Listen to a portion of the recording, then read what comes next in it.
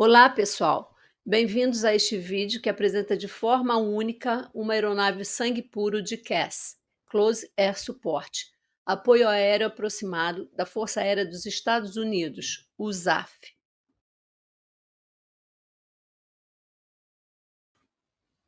Vamos abordar com detalhes o histórico das aeronaves CAS que serviram como base para essa aeronave fantástica, bem como a 10 Thunderbolt II, suas características e sua atuação em guerras, e finalmente perspectivas futuras, tendo em vista o cenário moderno que demonstra a guerra da Ucrânia.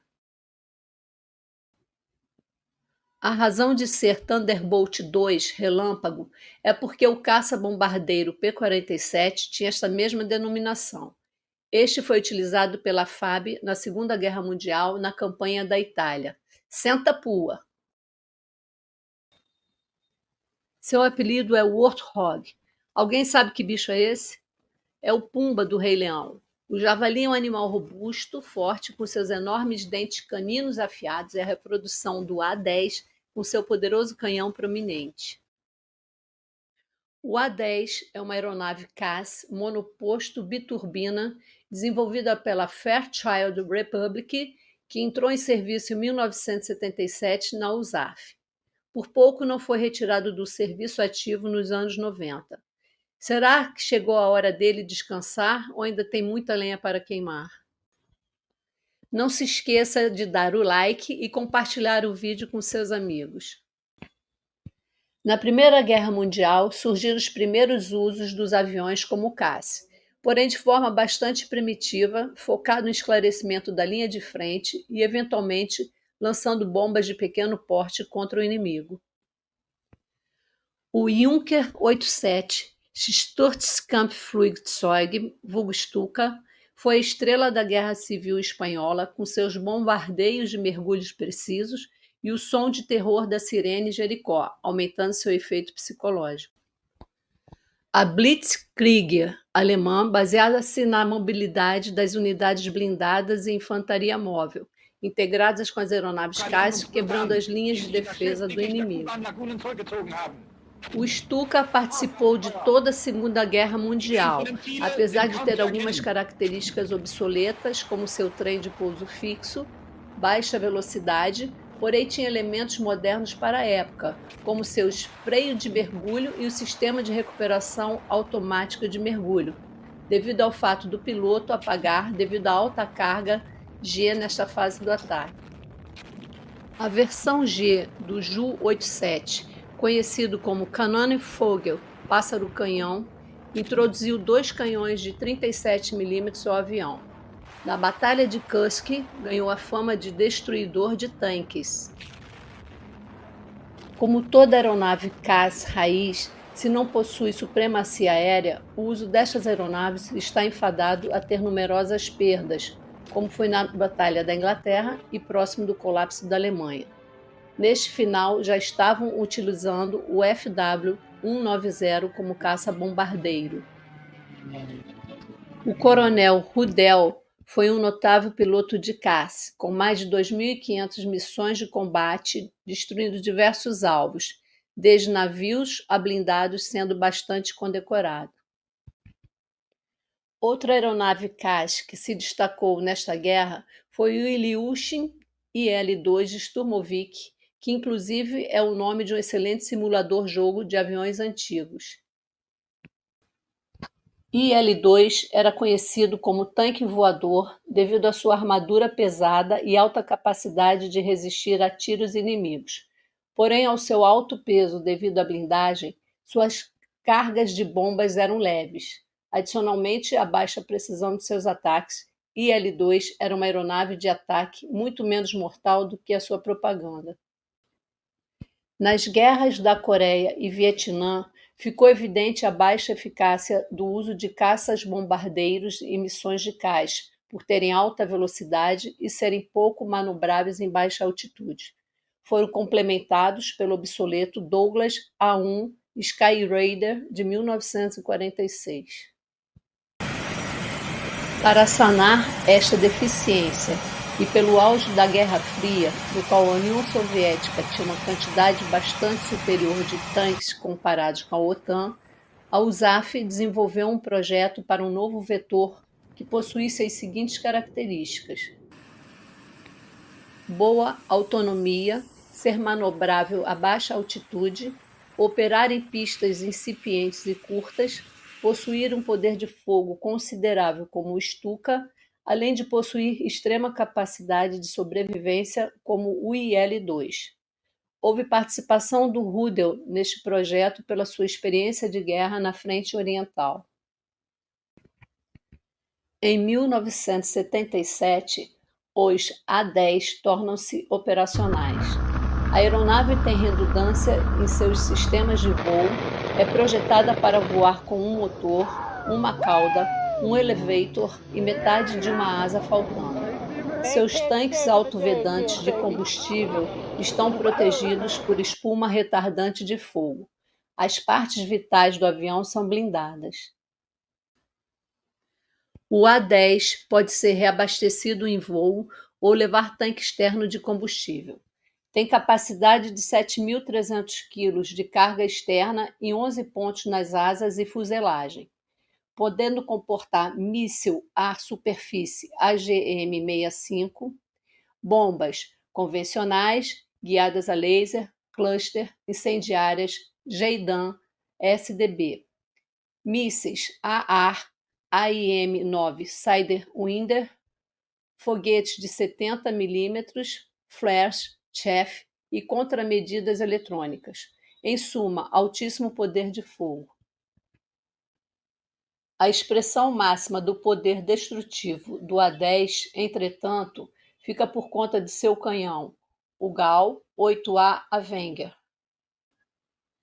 No campo de batalha, o Thunderbolt, que possui excelente manobrabilidade, sobrevoará a 300 nós, entre 15 e 30 metros de altura, só emergindo tempo suficiente para que possa enquadrar o alvo, retornando rapidamente o voo baixo, de modo a reduzir o tempo de reação das defesas antiaéreas do inimigo. O A-10 também pode desempenhar missões Combat, Search and Rescue, missões de busca e salvamento realizadas em ambiente hostil.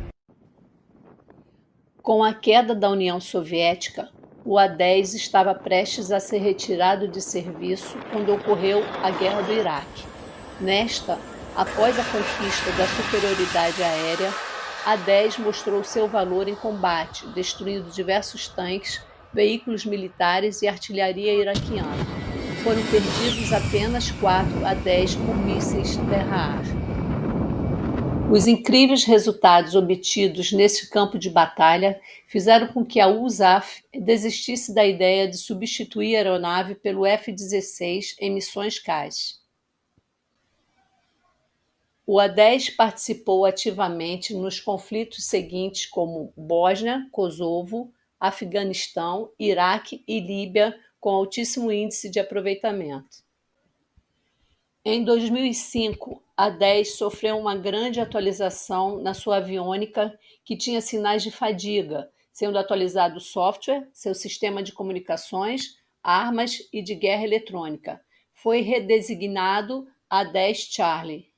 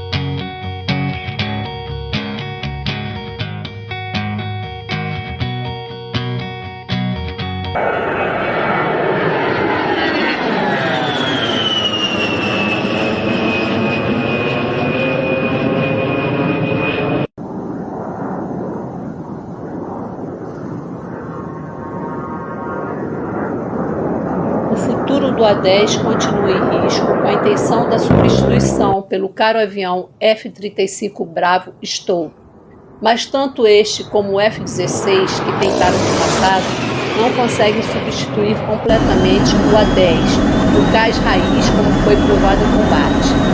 Tem como jamear o canhão do A-10 ou seu projétil? Não. Em princípio, existe a intenção de retirar o A-10 em 2029 ou prorrogar até o término da sua vida útil.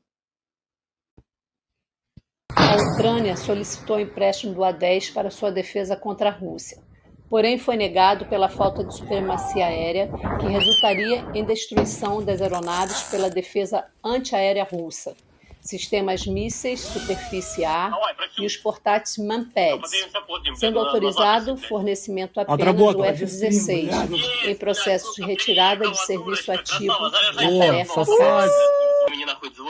Os drones suicidas estão se notabilizando neste conflito como excelentes cais.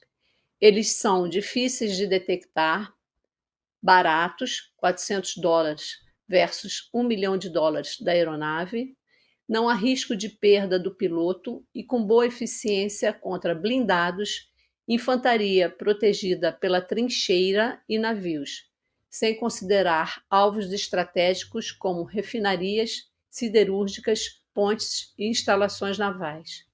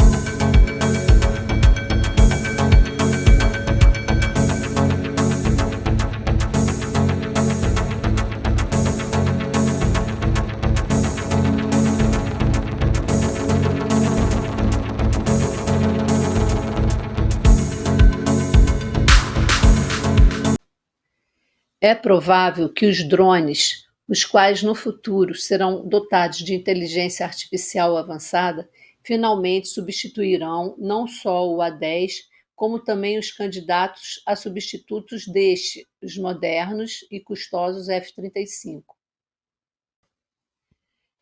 Estamos no caminho do Exterminador do Futuro ou do Matrix? Comente o que você acha sobre isso.